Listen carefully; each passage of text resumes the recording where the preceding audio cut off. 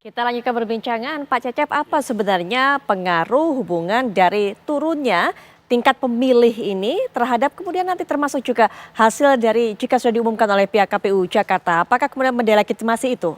Enggak, jadi memang kalau kita bicara rendahnya tingkat partisipasi ya, dampaknya terhadap legitimasi ada dua hal. Pertama masalah legitimasi politik itu sendiri, kemudian yang kedua masalah kepercayaan publik. Memang nanti dalam jangka panjang masalah apatisme terhadap politik itu sendiri. Yang pertama masalah legitimasi, memang di sini tantangan yang akan dihadapi oleh pemimpin terpilih jika memang legitimasinya tidak terlalu tinggi, itu memang membangun konsensus ke depannya. Bagaimana proses 5 tahun ke depan itu harus dibangun dengan baik oleh pemimpin terpilih. Kalau kemudian yang kedua membangun kepercayaan publik ya, bagaimana kemudian dalam 5 tahun ke depan dirinya perlu ya untuk dalam mengeluarkan kebijakan-kebijakan itu membutuhkan dukungan publik. Tapi saya kira kan dengan hasil yang kemarin ya, kemudian dengan dukungan partai politik pendukung di DPRD nanti, itu saya kira bisa dilakukan komunikasi politik ya. Sehingga kemudian masalah kepercayaan publik atau legitimasi itu bisa terbangun juga nanti ke depannya. Baik. Nah, tapi yang dikhawatirkan apatisme ya. Memang kita bicara masalah tinggi yang angka golput ya. Itu kan yang menggunakan hanya 50% lebih ya, kurang dari 60%. Ini memang tantangan. Kenapa bisa seperti ini? Apakah kejengahan tadi atau apatis terhadap sistem yang ada atau kekecewaan terhadap partai atau memang sudah jenuh dengan ritme politik yang politik nasional ya, apalagi di Jakarta kan politik nasional. Jadi itu semua yang saya kira variabel ini yang membentuk akhirnya mereka juga enggan ya untuk masuk ke TPS Rabu pekan lalu gitu. Iya, tapi apakah jika tingkat partisipasi rendah ini bisa menjadi alasan diadakannya kembali putaran kedua, apalagi kemudian jika tadi Bang Ramdan katakan ini banyak sekali para calon pemilih yang tidak menerima undangan C6 dan sebagainya, apakah bisa? Sebenarnya kalau memang ada data-data tersebut disampaikan saja ke Pak Bawaslu atau Panwas ya. Jadi tinggal ditindaklanjuti, kalaupun nanti hasilnya sudah ditetapkan, ada yang tidak sesuai dengan yang dinyatakan ya, misalnya ya bisa ajukan aja banding misalnya ke MK misalnya. Tapi poinnya adalah ini proses kan masih berjalan ya proses masih berjalan. Kita lihat bagaimana kenapa sih bisa muncul apakah 1 putaran 2 putaran. Ini kan karena memang di Rabu lalu di sore kan sudah mulai quick count ya. Nah, beberapa lembaga survei yang mengeluarkan hasil quick count memang berbeda-beda, tapi marginnya tipis. Nah ini ya, beda margin tipis ini kemudian membuat dua tim ini utamanya ya untuk kemudian mendeklar ya proklaim kemenangannya 1 putaran atau ini butuh 2 putaran misalnya. Betul. Nah, yang kedua kemudian kenapa bisa muncul diskursus seperti ini? Karena memang masing-masing punya tim internal. Memang tadi ya dari 03 misalnya dia cek juga di PPK nanti tinggal ke kota. Ini kan memang berjenjang. Memang harapannya nanti KPUD ya provinsi ini bisa seoptimal mungkin ya untuk menetapkan sehingga kemudian jelas siapa terang benderang gitu siapa pemenang atau siapa yang meraih suara terbanyak ya di Pilkada DKI. Iya, Bang Ciko bisa berikan tanggapan terhadap narasi rendahnya tingkat pemilih ini yang terjadi pada Pilkada Jakarta lalu yang kemudian juga disampaikan oleh pasangan ataupun juga tim pemenangan pasangan calon nomor urut 1. Bang Ramdan tadi sudah sampaikan. Bang Ciko silakan. Rendahnya tingkat pemilih ini berlaku di seluruh Indonesia. Kalau kita lihat hampir di semua provinsi menurun dari Pileg dan Pilpres kemarin. Yaitu yang pertama. Yang kedua, kalau kita bicara soal golput, artinya orang yang tidak datang untuk memilih itu juga adalah hak dalam demokrasi. Dan kita tidak bisa mengatakan bahwa kalau yang milih sekian persen kemudian tidak legitimate. Kalau kita bandingkan dengan negara seperti Amerika Serikat sejak John Kennedy terbunuh di tahun 60-an, tingkat pemilihnya tidak pernah lebih dari 50%. Dan kita tidak bisa juga mengatakan bahwa itu karena masyarakatnya tidak terdidik atau kurang pendidikan. Nah, mereka mendapatkan pemilih yang tinggi di 60% ketika memilih Obama di tahun 2020. Ini data dan fakta ya. Jadi pada prinsipnya gini, kalau kita bukan berarti senang dengan tingkat pemilih rendah, kita menyayangkan. Tapi ini bukan hanya kritik kepada penyelenggara, tapi menurut kami ini adalah harus mengevaluasi diri kita masing-masing, termasuk kami di pendukung 03 itu bagaimana kok kami gagal untuk bisa mengajak masyarakat untuk memilih paslon kami dan berbondong-bondong datang gitu. Begitu juga rasa-rasanya itu juga harus dilakukan oleh pendukung paslon lain. Karena ini adalah suatu wake up call bagi partai politik yang tentu salah satu tugasnya adalah untuk membangkitkan gairah masyarakat untuk memilih paslon. Nah, terkait dengan surat pemberitahuan atau C6, jadi kita harus ubah ya, karena ini bukan surat undangan, ini surat pemberitahuan. Kalau undangan itu kalau nggak dikasih kan artinya Anda nggak diundang. Kalau surat pemberitahuan itu hanya diberitahukan bahwa pada hari ini Anda akan memilih TPS mana. Karena surat itu tidak ada hubungannya dengan apakah Anda terdaftar di DPT atau tidak. Jadi Anda terdaftar di DPT sudah pasti, kalaupun Anda tidak dapat surat pemberitahuan atau C6, Anda dapat datang dan memilih. Dan ini terjadi di mana-mana. Dan terkait dengan itu, kami juga merasa bukan hanya para calon pemilih paslon lain yang tidak mendapat surat pemberitahuan. Ini terjadi juga bahkan di keluarga saya sendiri, di mana tentunya RT, RW atau KPPS-nya juga mengetahui rumah A, B, C, D ini kira-kira akan memilih paslon siapa gitu. Tapi kan kami juga nggak bisa menyalahkan kalau bicara soal kelalaian dalam administrasi atau kami menduga-duga terkait dengan adanya hal-hal yang disengaja gitu. Nah, kembali lagi kalau kita bicara soal ini,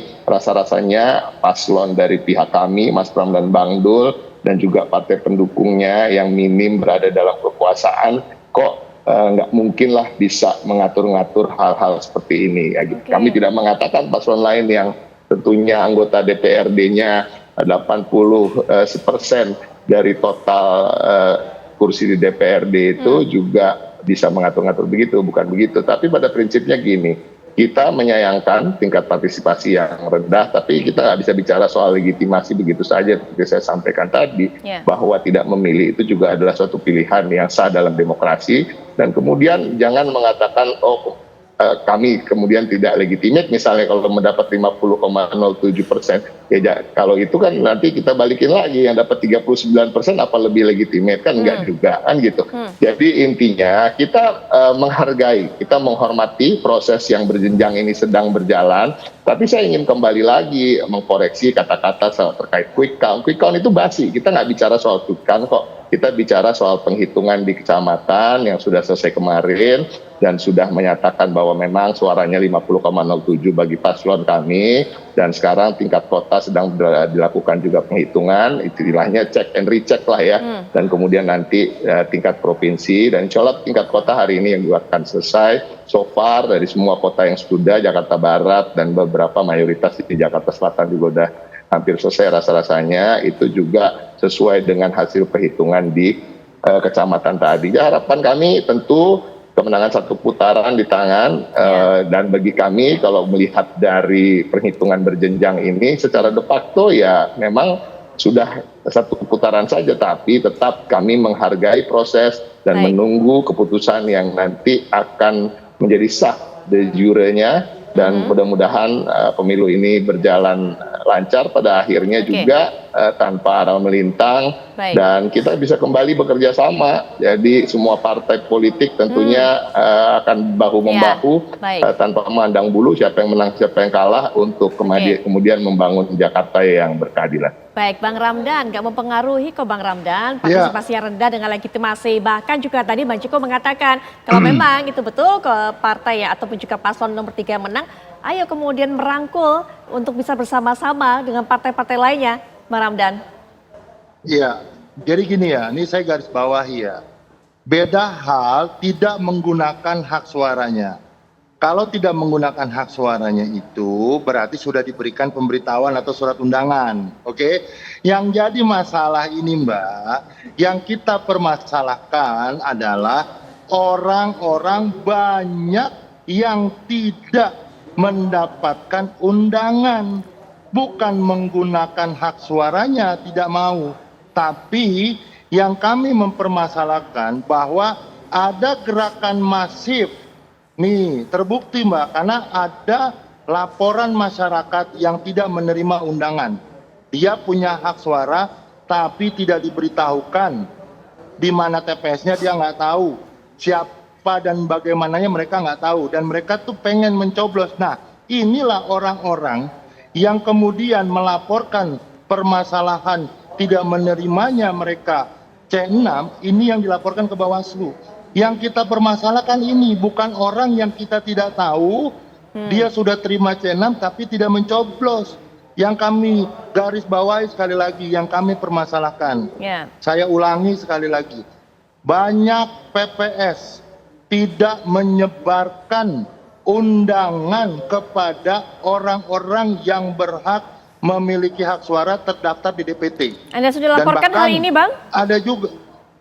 Ini laporannya masif, Mbak, di seluruh daerah.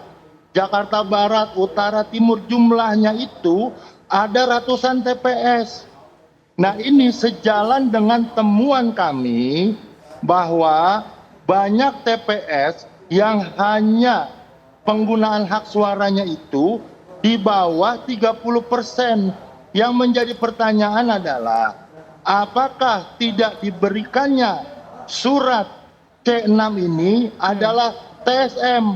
Karena kenapa? Yang tadi saya katakan, terstruktur, ya. Yang tadi Ciko juga bilang, kami nggak punya kekuatan, tapi faktanya yang memegang surat undangan itu adalah orang yang legitimate, orang yang memang diberikan haknya oleh negara. Siapa mereka? KPU melalui PPS. Kemudian terstruktur sistematis, jelas Mbak. Sistem itu hanya dimiliki oleh KPU. Bukan kami peserta, bukan kami ormas, bukan. Di sana sudah jelas tergambarkan tuh, terstruktur, sistematis, dan masif. Masifnya di mana? Ternyata tidak hanya terjadi di Jakarta Barat, Utara, Timur, Pusat, dan hampir di seluruh TPS ada undangan yang tidak terbagi. Karena apa? Kapasitas orang-orang yang hari ini menyelenggarakan di PPS itu banyak tidak dilibatkan. Bahkan kami menemui kasus di Jakarta Utara, seorang RT yang setiap hari berinteraksi dengan masyarakat tidak dilibatkan dan bahkan tidak punya undangan.